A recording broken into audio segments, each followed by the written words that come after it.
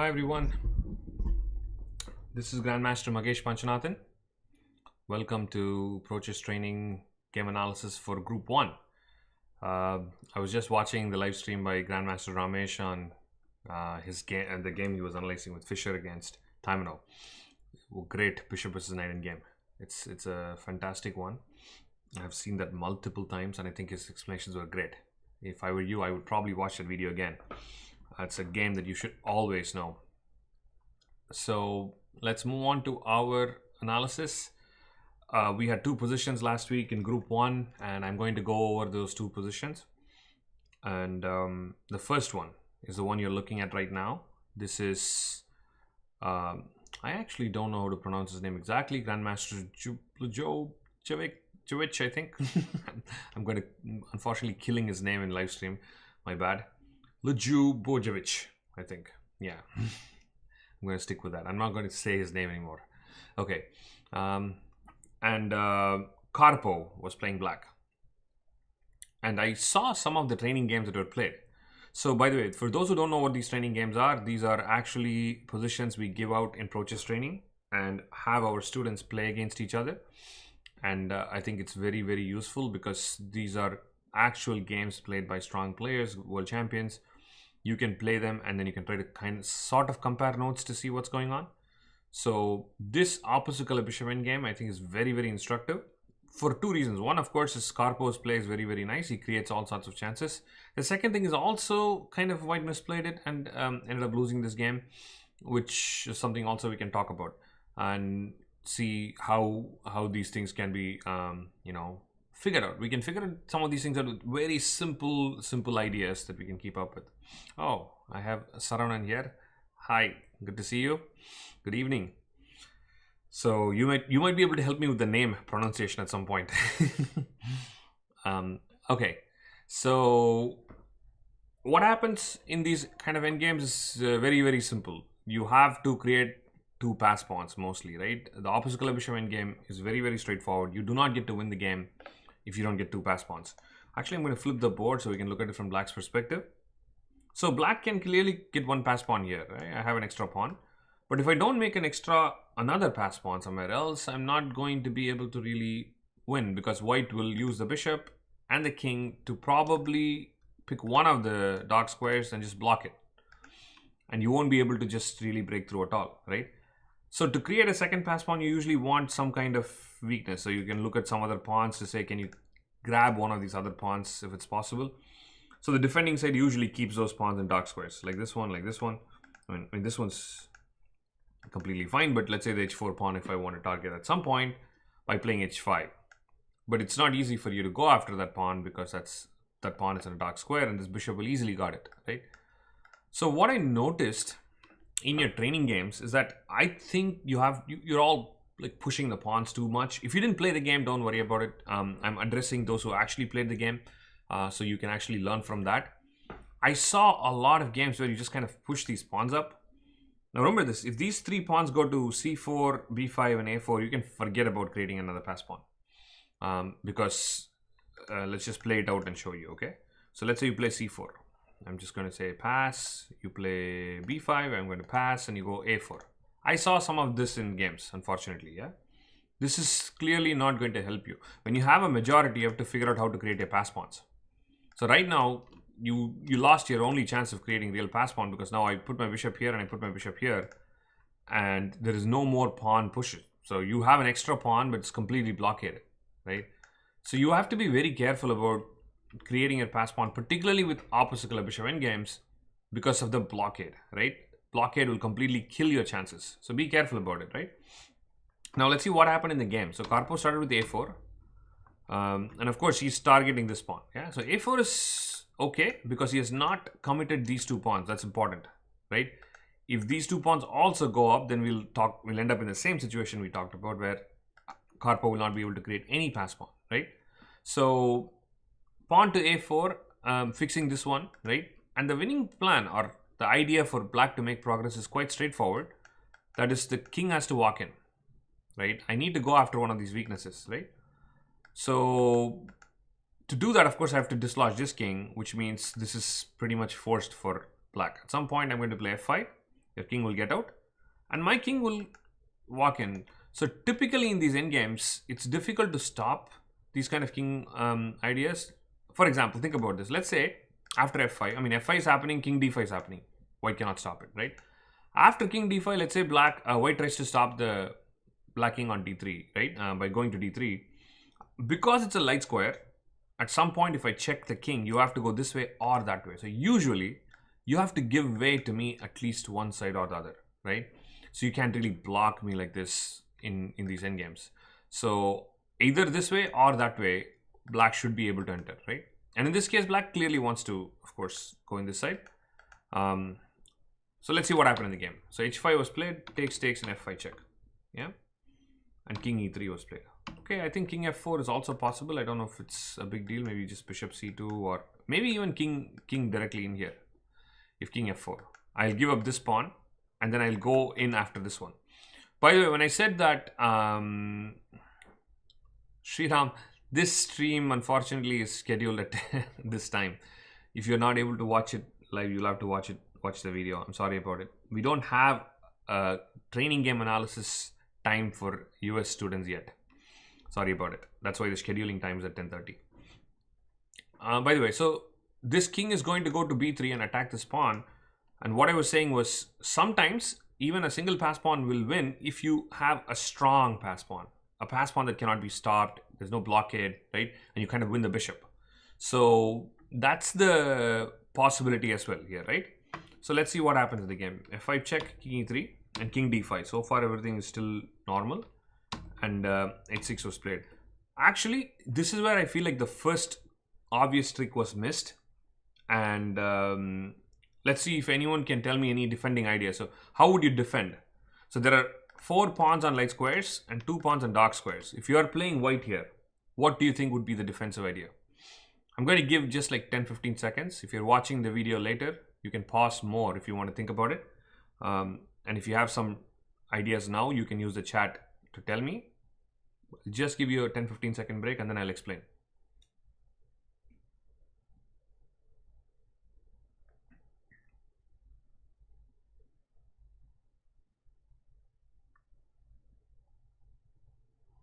Okay, I'm going to go on and explain what's going on.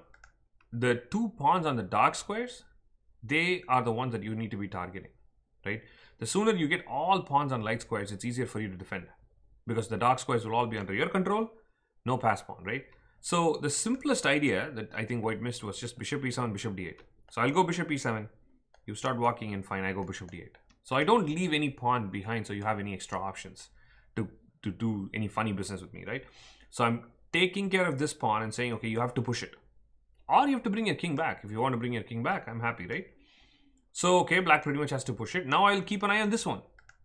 So it's kind of important that you always keep an eye on one of these pawns so the king doesn't get a free pass running all over the place. This is actually a key concept in opposite color bishop games. In any situation. In most situations, you have to follow this and this will give you a simple draw. You might be able to achieve draw in other ways too. But keep in mind that if you keep an eye on the weak pawn, which is a pawn you can attack, that the king has to defend, you are restricting this king's motion quite a bit. And that will really stop any winning plan that black might have. So now I cannot play king b3 because he will simply take. And if I play b4, you can actually ignore this too. So, I mean, you will still set up a nice kind of fortress. So let's say I play something like h6. I want this pawn on a dark square fixed up. The thing is, if I push, you put the bishop here, you put the bishop here, and no more pass pawn, right? Complete blockade. If you take, I take back. And the funny thing again is, because I'm guarding this pawn, black is not able to make progress. This is the key again, right? I want to go here, I want to go here, but I cannot do it, right? To push the pawn, you're actually making me come backwards, right? And that's the reason why, you know, this is not going to work for black. I don't know in this case if there is any idea like this. I don't think it should work because I can try some f4 check and king d4, but I think white should be able to stop the pawn and this, and then this pawn will start running too. So I have a feeling that f4 would be quite dangerous. So what can black do? Maybe I can come back, yeah? Maybe I can come back. But if you come back, let's say I push this pawn and now you play c4. Now clearly, if I switch over, your king doesn't have any path to go in because your pawn has blocked it, right? Blocked, blocked, blocked, and your pawn is sitting on the way, so there's no way to play c3 anymore, and it's a dead draw. Let's say you came back this way. No difference. It's the same exact thing, right? You keep on waiting here for this pawn to go up. The minute the pawn goes up, you switch diagonals, block, block, block. Black king has no path. You got yourself a draw. So keep this in mind. The key concept is to attack the weak pawns to restrict your opponent's king, right? That's how you secure a draw in opposite color bishop in games like this. So white ignored it and went on with h6, which is still okay, and he's still surviving. And this is probably another slight inaccuracy. The funny thing is, white had no idea what Karpov was trying to do. So Karpov was actually trying to put the king on c2 and reroute the bishop. And the fact is, that can be stopped two ways. One, I can put my king on d2 and play f4, or I can leave the pawn on f3 and the bishop will not get out. But white kind of did both and ended up messing the whole thing. So he played f4. Now the bishop is free to go. So after king b3, he had to play king d2, attack the bishop, and then play this move. Right? This would have, again, put himself in a much better position. I don't know if it's actually a draw. Let's try this. King d2, bishop moves out, and let's say I play bishop b2. Can I create pass pawn? So I have to play b5. Now I think you should be fine with... Actually, even if you wait, can you wait? I don't see how black will make progress even if I wait. Yeah, so because I wait, you push, and I take, and let's say you have to take. Yeah, with the king, no sense. Same thing. Yeah, I keep waiting. You play a3. I take. If you take with the king or with the pawn, doesn't matter. I simply got this square or this square. So still should be a draw. So the final mistake came here when white played bishop g7. I think after this, white is probably lost. I haven't analyzed this in depth, so don't. I would actually recommend analyzing it. From what I remember, I think now the plan cannot be stopped. So basically, this bishop comes around. And I mean, I'll show you what Karpov did. It's a beautiful plan, yeah? So he keeps a check on this bishop now. So this bishop cannot move. And the king is totally blocked. Look at this. Since, I mean, I literally have one move, right? So the black king has made too much progress. And that's the reason white is in serious trouble here. So white waits, and Karpov improves his bishop's position and brings it to b3. So that's a really nice one, yeah? Bishop on d1, he just kind of did a full circle. And now he starts pushing his pawn. So now the problem is, after b4, he has this brilliant idea to play c4. And then c3. So this is, actually I saw this in one of the games, right? So let's say white waits, yeah? I'm going to play b4. Again, if you take, I take, right? And if you move the bishop anywhere to the side, you lose this pawn, right? But you might think, wait, I'm still guarding this whole diagonal. What's wrong, right? But now your pass pawn became too strong because your king is too strong. So everything changes because of your king. Your king goes to b1 and the pawn is queening and the white king is not able to defend, right? So if you wait, we got the same exact situation. I have only one pass pawn. You're still guarding it. The only difference seems to be this king. If I take this king and put it on c4, we got ourselves a draw. I put it on c2, we got ourselves a win, right? So the king became too active, so this b4 plan became too active, right? Now let's say white actually waits.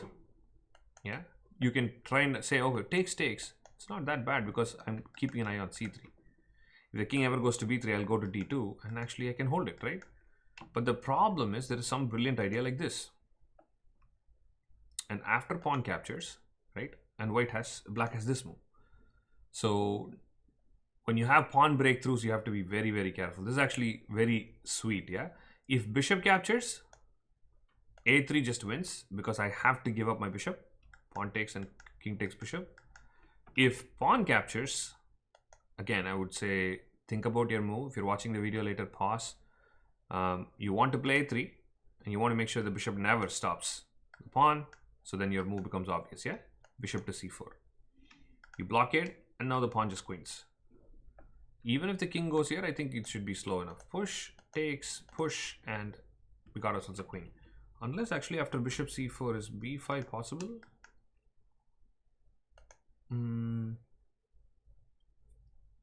Actually, b5 is possible, but in this case, I don't think it matters so much because I could still take and win, yeah? Well, just to wrap it up, even this should be winning because the king goes to b1, a2, I think. But I do want to look at b5. Bishop takes b5 is forced because of a3. I can play a3 too. I can probably checkmate you.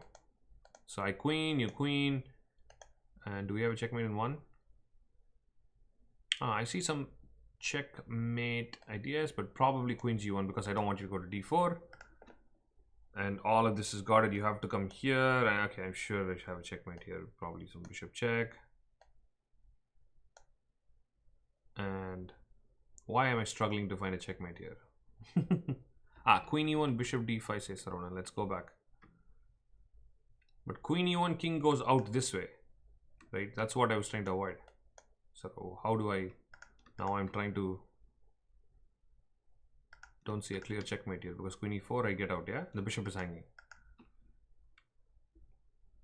I'm sure we're winning this too. But okay, I think queen g1, bishop d5 eventually should lead to checkmate, I think, right? I mean, like king goes back, I go queen g2 check, and I'm sure there are 10 more checks. Queen c3 and g7 hangs. You pick up the piece. Okay, fair enough. All right. So going back, looks like we have a nice plan here for Karpov for a win. So what happened was at some point White realized this. Okay, so maybe this is too late to realize because Black does have a plan now and it's kind of unstoppable. So he played bishop f8 trying to stir things up a little bit, but nothing changes because if I take this pawn, you take this one, and if b4 happens, bishop takes c5. But now Karpov plays c4. The move that I initially told you not to play to set up the pawns like this. Again, it's okay because Black's king is on c2, right? And he's timing his b4 break perfectly. So the only move is to go back, and now he initiates the same break we talked about, yeah? So this is pretty much what we saw talked about in the game. In the game, he didn't take on d4. Before he played king d4 and then c3. So the pawns break through, and Karpov went on to win the game. King b1, a1. I mean, White just doesn't have enough. Yeah. So again, a very instructive game. I think by studying this and analyzing this, you can understand lots of basic ideas. I think both the winning idea, pawn breaks, attacking the key defensive squares. When the king went to b3, if White king went to d2, blocking or shouldering the king, right? So there are lots of simple ideas that you can learn by analyzing this game. I would really recommend, of course, studying this game. All right, now let's move on to the next one. The next one I'd given was actually one of my games. This was the training game position. This is my game against Grandmaster Kulyasevic. And this was played in the year 2006 in UT Dallas Grandmaster Invitational Tournament. And the theme we were talking about, or the theme we were working on, was pawn majority. Actually, I did a class on pawn majority, and I was also going to show this game at some point, but we didn't get to doing that in the class. But okay, so the idea is very simple in this case, or in any pawn majority case. To get a good advantage, first thing is you can push the pawns, yeah, particularly if you have the queenside majority, right? It's easier to push these pawns, and you can do a pawn storm. Pawn majorities, the first thing you want to think about is, can I actually push my pawns without them becoming a weakness?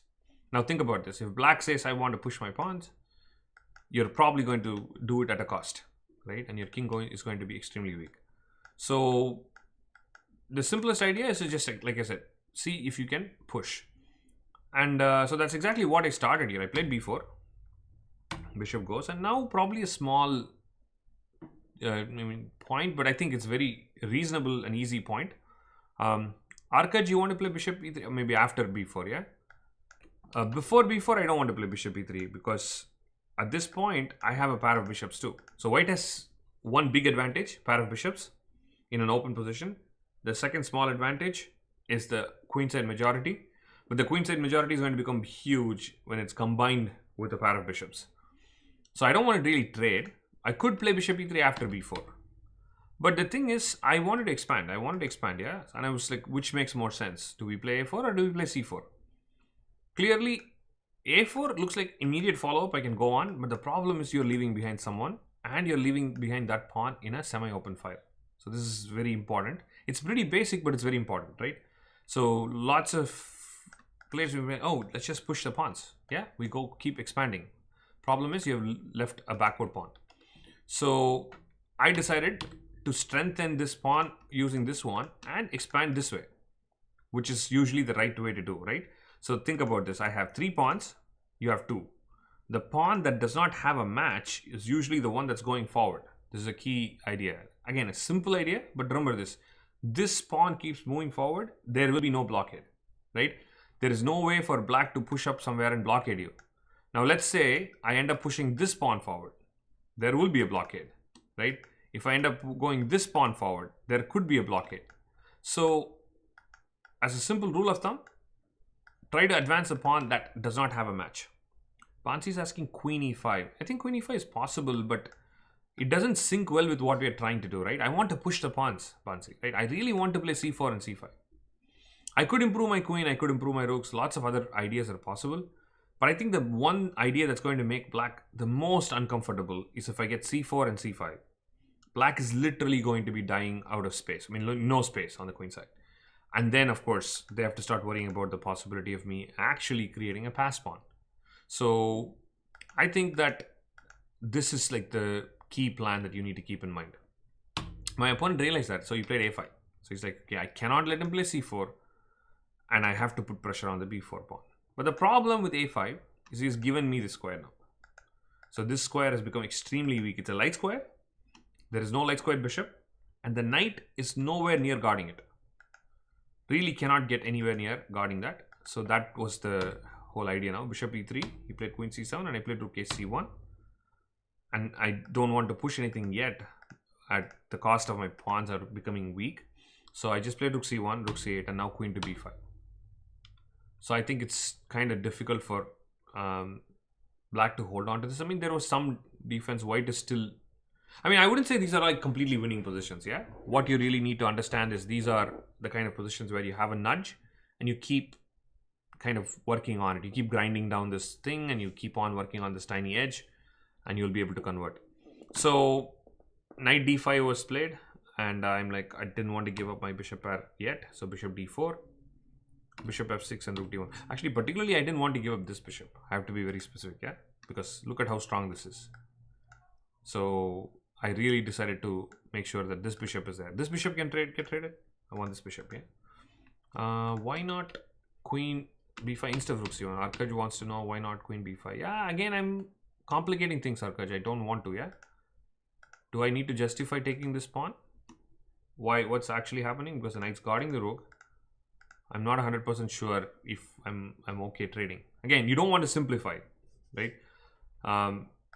Maybe something like this will happen, but something like this will happen. Also, I can take this too first. Now you're forced to take with this pawn. Because if you take with this pawn, I'll definitely take this one now. Because then this is hanging. And if you take with this pawn, okay, you still have an advantage. No questions about that. But I feel like I've kind of given up a little bit, right? We don't need to. I really want this pawn to go here and really crush black space. That's why I wanted to play rook c1. There's no rush, yeah? So moving on, I played rook d1, queen c6, and eventually my opponent gave a pawn to try to defend in a rook and pawn endgame or create some counterplay. So he gave that pawn, he played queen c4, he's trying to blockade and put pressure on this one. But now we go into a pretty much almost forced rook and pawn game if I remember right. Bishop f6, gf6, bishop takes d5. Now I'm ready to part with this because it really, really ruins the structure. Rook takes, pawn takes. And then rook d1. So trading this one for this one, and this one. So again, we're going to go into some kind of a rook and pawn game where white is up a pawn. So I'm not going to go too much into depth in this because the theme of this was not really the end game or anything. The main theme was I was kind of interested in to see how white would, play the next 4 or 5 moves in this position. So if you had a training game here and if you played it, you should check that. I have not checked the games in this position. So go back and look at your games if you played them to see were you able to expand on the queen side or create some weakness because of that and use that in the next 5-6 moves. If you traded too much, if you change the nature of the position too much, I would say that white has failed. Unless of the change of nature is really favoring for white, and then you can transform, that's okay. But if you change the nature of the position, just made it into some crazy attacking game where both sides are attacking, then I don't think you've done justice. Okay, so I guess that's a good place for us to wrap up the two games. So we did these two games again. I've been mentioning this every week. Definitely try to do the training games. It's, in my opinion, one of the important ones in Prochess training. We do the classes, which is important, and the videos are important. But right after that, I would say training games and review tests are the ones that's going to rank really high. Definitely do the review test, because when you do the review, you're actually going to go look at the videos. You're going to reinforce the ideas. That's something that's going to help you remember these concepts.